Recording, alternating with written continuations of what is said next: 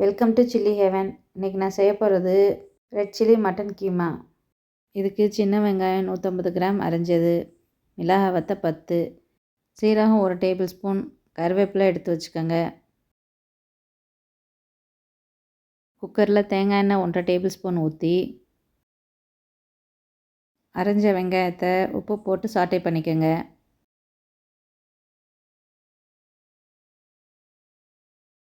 வெங்காயம் டிரான்ஸ்லூசன்ட் ஆகவும் சீரகம் போட்டு தாளித்து மிளகாய் வத்த கருவேப்பிலை போட்டுக்கோங்க.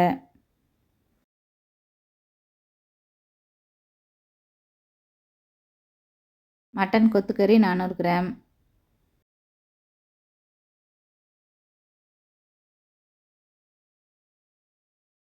நல்லா ஸ்டர் பண்ணி மஞ்சள் பொடி 1 டேபிள் ஸ்பூன் போட்டுக்கோங்க.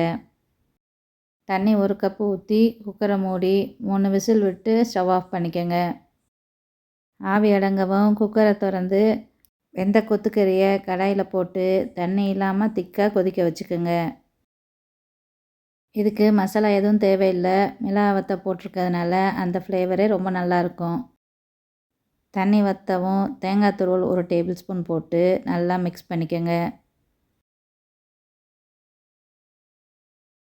ட்ரை ஆகவும் லெமன் ஜூஸ் 1 பழம் சாறு எடுத்து ஊற்றி மிக்ஸ் பண்ணி தேங்காய் எண்ணெய் 1/2 டேபிள் ஸ்பூன் ஊற்றி ஸ்டவ் ஆஃப் பண்ணிக்கோங்க. ரெட் சில்லி கீமா ரெடி ஆயிடுச்சு. செய்கிறது ஈஸி, டேஸ்ட்டும் நல்லாயிருக்கும்.